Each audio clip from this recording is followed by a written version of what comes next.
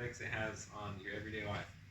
Dopamine is mostly known for causing Parkinson's disease, but it also has a lot of other things it affects in your body, including it being one of the main factors in most addictions.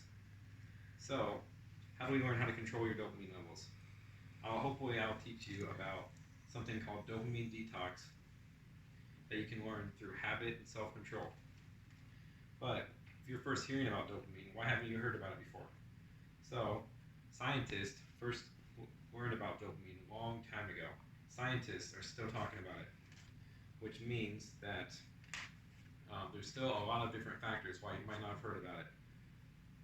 So, first things first, what is the definition of dopamine? Well, an article by William C. Shell, dopamine is a neurotransmitter inside your central nervous system. When we look at this slide I have over here, this other slide,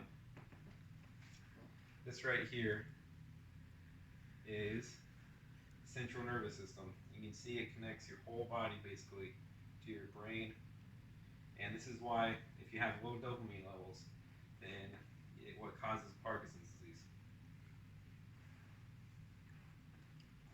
So now that we know this, dopamine is also connected to your pleasure. So your brain is constantly trying to get as much dopamine as it can.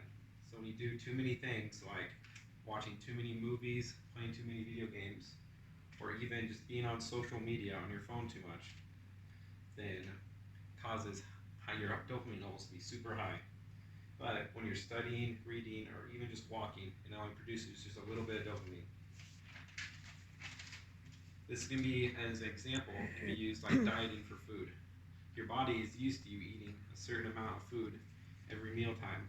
But if you're trying to go on diet, what do? You try to lower how much you take, when you eat. And then what happens? Your body becomes hungry because it's used to a certain amount of food each time. This is basically what we're trying to do with dopamine detox. Because your brain works the same way. It's constantly used to a certain amount of dopamine you get from games and stuff. And then once you try to do other things, then you don't get as much dopamine. So, dopamine detox, like dieting with normal food. We look at an article by Ellen McCarthy at dopamine detox, or dopamine fasting, sometimes called, is when you deprive yourself from a lot of different activities that give you high dopamine and you do more activities that give you little dopamine. So, we look at this other slide right here.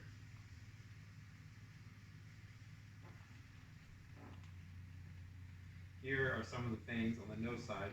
This is about if you're trying to do a dopamine detox. Here's all the things that you want to try to avoid that produces a lot of dopamine. And then over here, there's some of the things you can do that doesn't produce that much dopamine. So, now that we know this sounds too easy to be true sometimes, and it sounds easier said than done. But unfortunately, requires to build a habit, and a habit takes a lot of time and self-control, which a lot of people do not have. So, most important question, why isn't no one talking about it? Well, we can first think about the first scientist to discover dopamine. And an article wrote about the first scientist by Dennis Gellin. The first scientist to discover dopamine was named Dr. Arvid Carlson in the 1950s. That was a long time ago, and ever since Dr. Arvid discovered it, scientists have been researching constantly and been finding new things every day about dopamine. And another reason why probably no one's talking about it, because it's not an easy thing to accomplish. Most people nowadays are looking for easy fixes, but this, you have to develop a habit which takes a lot of time, which most people do not have, and a lot of patience. So, if you want to sum everything up, we have dopamine, which is inside a neurotransmitter inside your brain, your nervous system, that produces pleasure. And then, in order to get rid of that, you have to do dopamine detox, which basically deprives your body, like going on a diet, of lots of amounts of dopamine, and then now we know how to effectively use it through habits, self-control, and yeah. So imagine, just think about yourself, what you can do if you had the power to do anything you wanted, as long as you had the time and effort. A famous quote by Elon Musk: "When something is important enough, you do it, even if that something, or even if the odds are not in your favor." Thank you.